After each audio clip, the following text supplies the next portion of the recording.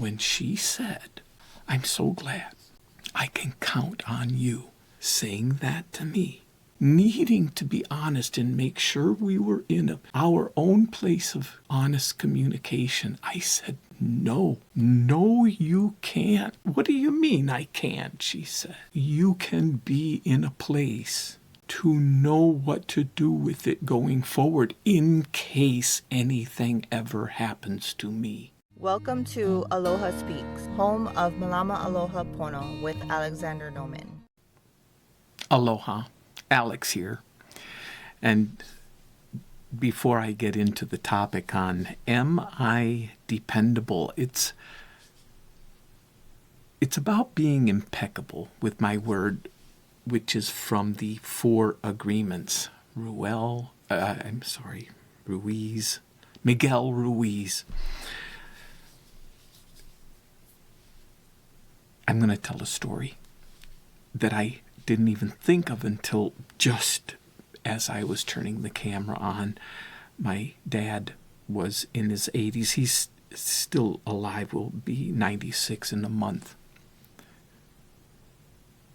And he was making his last trip to Hawaii from Florida. Grueling trip. And a lot of people know him, love him dearly in Hawaii, and put a party on for him. He was driving his rental car. I was staying with him at his place 40 minutes away, and he was driving me back to his place from the party in sober. However, so on the highway, he goes 55. He goes the speed limit, 55 miles an hour. The oncoming car probably was doing about the same, maybe a little more. He was drinking. I mean, he was drunk. So drunk he passed out at the wheel.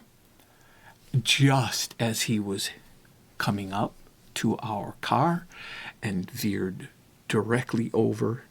There was no time at all, none, to hit the brakes, and there was a full speed head-on collision. To me, I mean, thank goodness for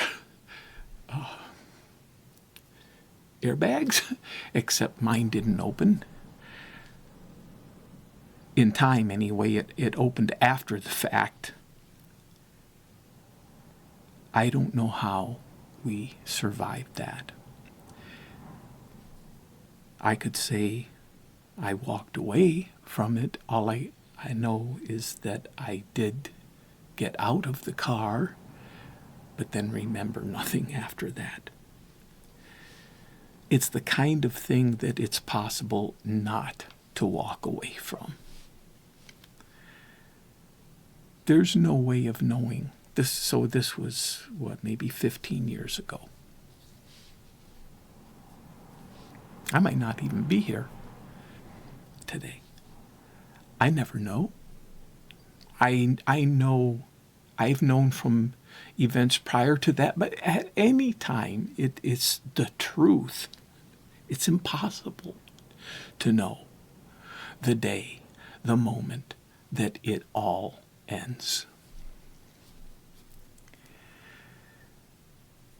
And that's what's behind this, because that's putting maybe the cart before the horse. That's like my friend says, tell it to me backwards. Because the inspiration for this topic was when my significant other, I use that term in respect for that, who knows, instead of my girlfriend. How can I say girlfriend when she's a woman my age? It's like, girl? No, she's a woman. Oh, woman friend. But it's not about gender, because I respect anybody can have. And there's no it's out of respect.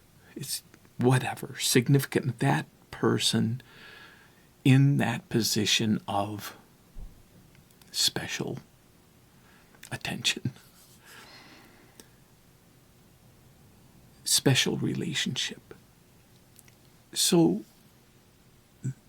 there are certain, and in my parentheses of am I dependable says expectation / betrayal. Because that's the setup with expectation. It's a setup for betrayal. How are they connected? They're way connected, because the ego instantly wants to say, yes, of course, I'm dependable.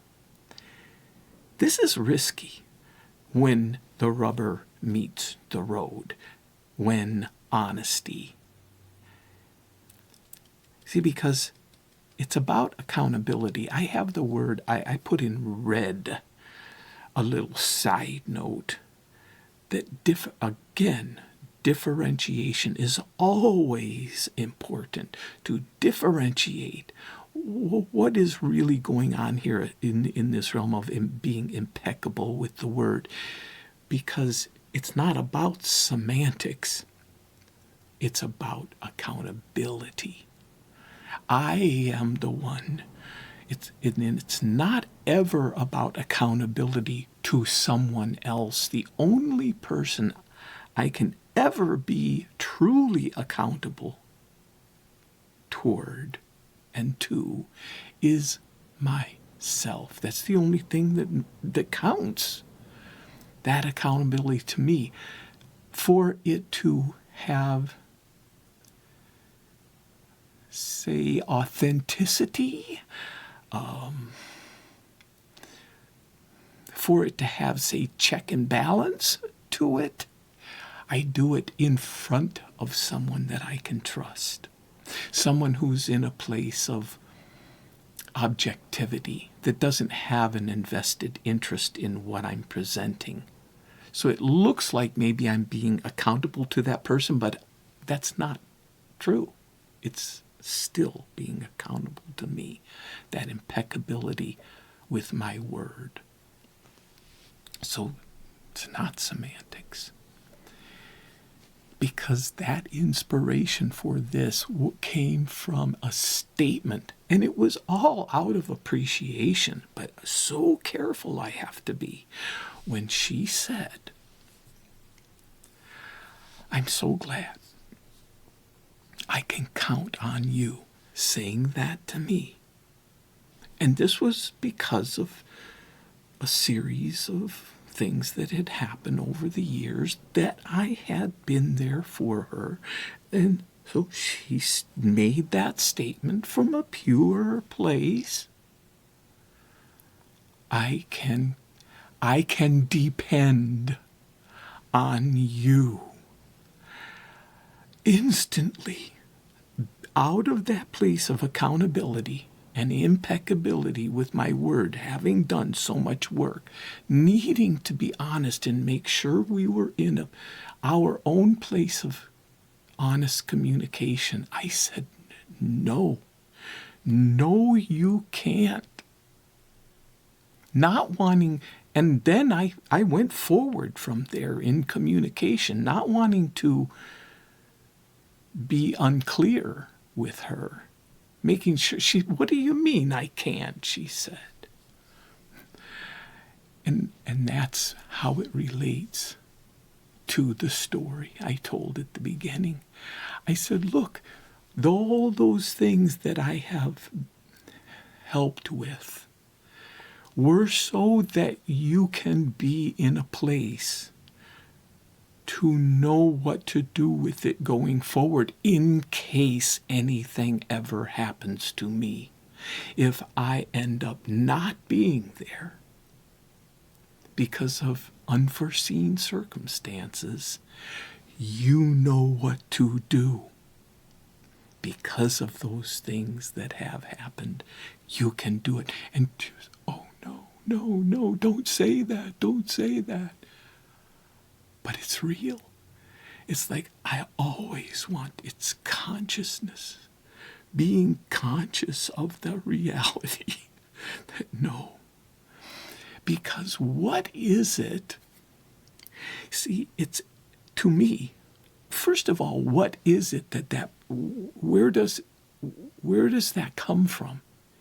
It's an indoctrinated fantasy so that I can depend on somebody, because I so much want to, out of that indoctrinated fantasy that society lays on me, movies lay on me, other people, all kinds of things indoctrinate me with that fantasy, setting me up for expectations that end up in a sense of betrayal over and over and over again.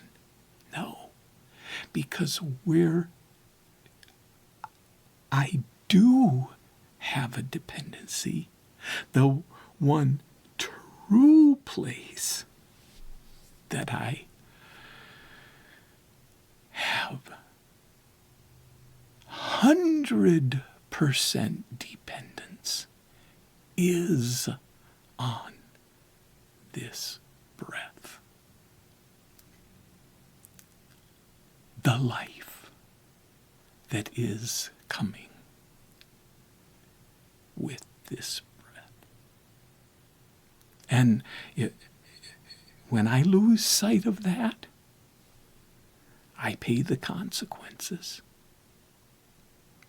When I am in touch with that reality, I also gain that reward of peace. Until next time, aloha.